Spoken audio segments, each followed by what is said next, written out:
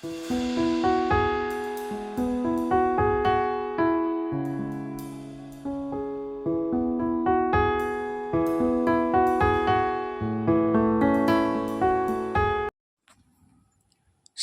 గూర్చిన వార్త నశించుచున్న వారికి వెర్రితనము, గాని రక్షింపబడుచున్న మనకు దేవుని శక్తి.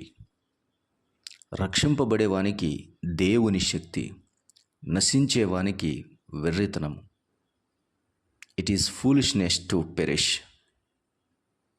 But it is power to saved people. రక్షింపబడుచున్న వారికి దేవుని శక్తి. దేవుని శక్తిని నువ్వు అనుభవించాలి అని అంటే సువార్తలోనే ఉంది. సువార్తను మోయుటలో ఉంది, సువార్తను ప్రకటించుటలో ఉంది, సువార్తను అనుభవించుటలో ఉంది. సిలువను గూర్చిన వార్త నీవు మోయగలిగితే అదే నీకు శక్తి, అదే నీకు బలం, అది రక్షింపబడుచున్న వారికి బలం. ఆ సిలువను గూర్చిన వార్త నశించేవానికి వెర్రితనం. వెర్రితనం.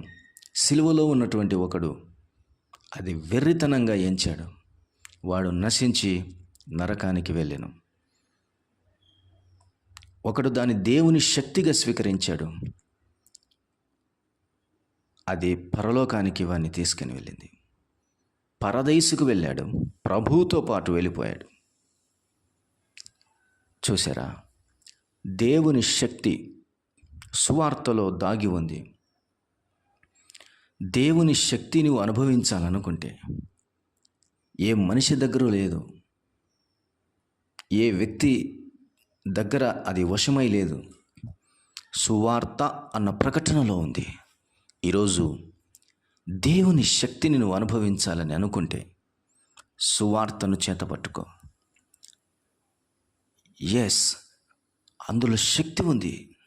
నీకు తెలియకుండానే అందులో శక్తి ఉంది. నువ్వు అనుభవించగలుగుతావు, పొందగలుగుతావు. దేవుని శక్తిని వశమైతే ఇక నీకు కొరత ఏముంటుంది? దేవుని శక్తి నిన్ను ఆవరిస్తే ఇక నీకు బలహీనత ఎక్కడుంది? దేవుని శక్తి నిన్ను కమ్ముకుంటే ఇక చీకటి ఎక్కడుంది? దేవుని యొక్క ఆ శక్తి నువ్వు పొందుకుంటే ఇక నీలో బలహీనత ఎక్కడుంది? దేవుని శక్తి నిండుగా నీలో ఉంటే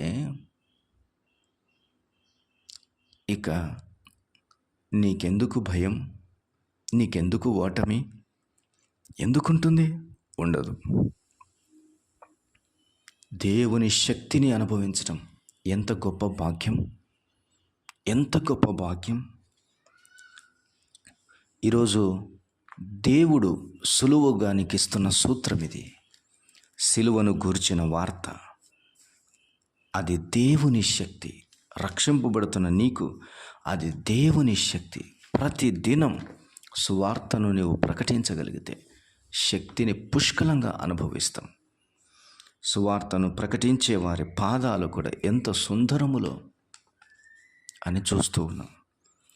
దేవుని యొక్క సువార్త నీవు ప్రకటిస్తూ ఉంటే నీకు శక్తి, నువ్వు అనుభవిస్తుంటే నీకు శక్తి. దేవుని సువార్త చేతబట్టుకుంటే నీకు శక్తి. ఈ ఉదయకాల సమయంలో అలసి సొలసిన ప్రాణానికి శక్తి ఎక్కడి నుంచి వస్తుందబ్బా అనుకుంటున్నావా? ఇదిగో సువార్తలో దాగి ఉంది. 1 కొరింథీయులకు రాసిన పత్రిక 1వ అధ్యాయము 18వ వచనంలో ఈ మాటలు చక్కగా రాయబడ్డాయి.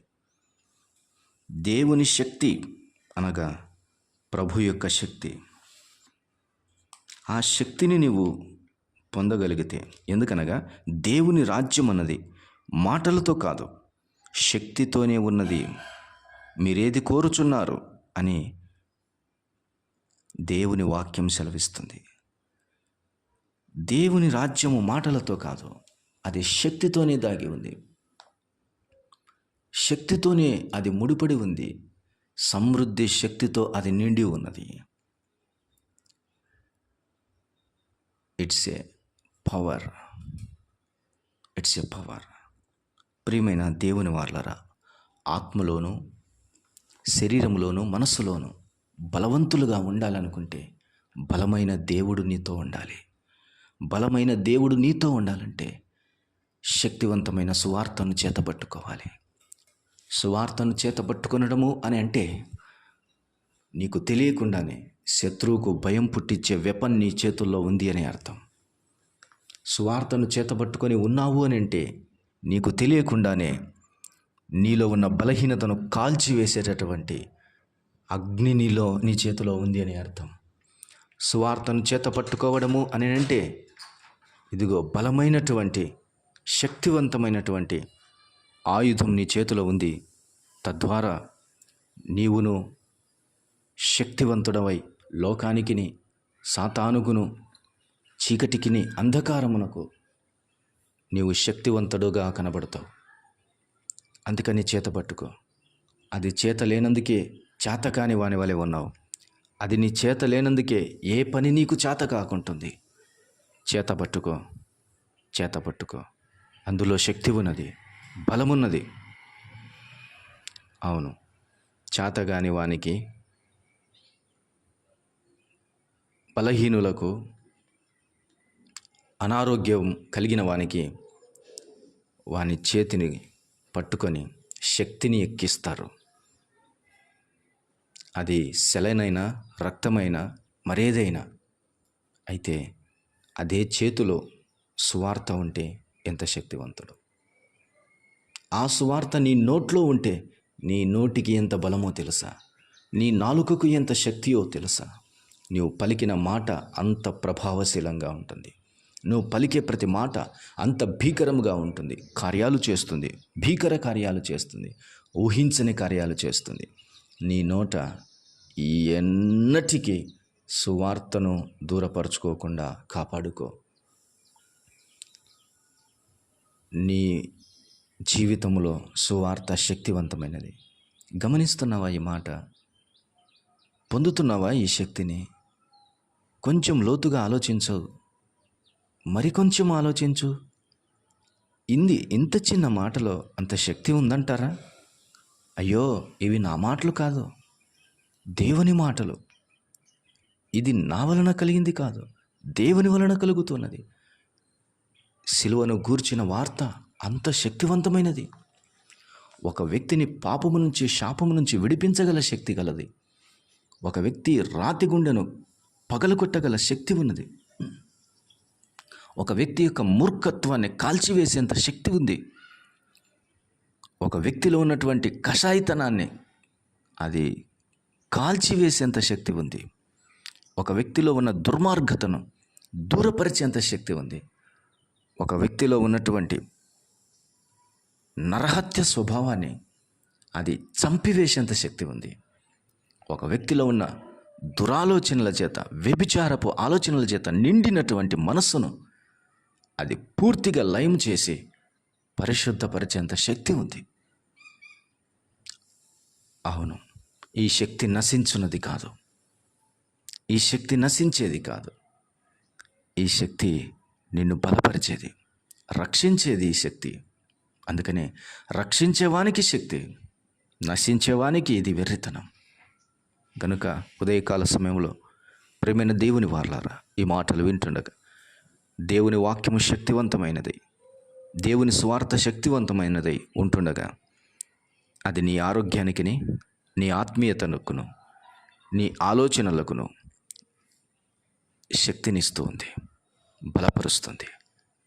ఈరోజే, ఇప్పుడే అదిగో నీ ప్రక్కలో ఉన్న దేవుని గ్రంథంలో స్వార్థ దాగి ఉంది. చేతబట్టుకో. ప్రభు నిన్ను ప్రేరేపిస్తున్నాడు, బలపరుస్తున్నాడు. దాన్ని పొందవలసిన బలహీనులు ఎందరో ఉన్నారు. చేతబట్టుకొని ధైర్యంతో ముందుకు వెళ్ళు. సాహస కార్యాలు, పరాక్రమ కార్యాలు, భీకర కార్యాలు, యుద్ధ సూర్యుడు చేసే కార్యాలు నీతో చేయించాలని ఆయన ఇష్టపడుతున్నాడు. ఈరోజు యుద్ధము జరుగుతుంది. ఇస్రాయెల్, ఇరాన్, హిజ్బుల్లా మధ్యలో ఎవరికి ఎంత శక్తి ఉంది అని వారి దగ్గర ఉన్న ఆయుధాలతో ముడిపడి ఉండవచ్చు. కానీ దేవుడు ఎవరి పక్షాన ఉన్నాడో వారి శక్తి దేవుడే అన్న సంగతి మనం మర్చిపోకూడదు. ఈరోజు ఆ యుద్ధంలో ఎవరు గెలుస్తారో కాదు, కానీ ఈ లోకపు యుద్ధంలో యుద్ధ రణరంగములో గెలిచి నిలిచేది నీవు మాత్రమే. గెలవాలి అని అంటే దేవుని శక్తి నీతో ఉండాలి. ఆ శక్తి సువార్తలో ఉంది గనుక ప్రభువు నీకు ఈ సువార్త శక్తిని ఇస్తూ ఉన్నాడు. చేతబట్టుకొని లోకములోనికి వెళ్ళి ధైర్యంగా గెలిచి రమ్మని ప్రభువు ప్రేరేపిస్తున్నాడు. అట్టి కృపా దేవుడు నీకును నీ కుటుంబానికి సదాకాలము దయచేయునుగాక, మనందరికీ దయచేయునుగాక. ప్రియతండ్రి స్తోత్రం. మాటలు దీవించండి, వినవారి హృదయాలు కార్యం చేసి మహిమ పొందమని యేసుక్రీస్తు నామముననే ప్రార్థన చేసి వేడుకొని పొంది ఉన్నాము తండ్రి. ఆమేన్. ఆమేన్.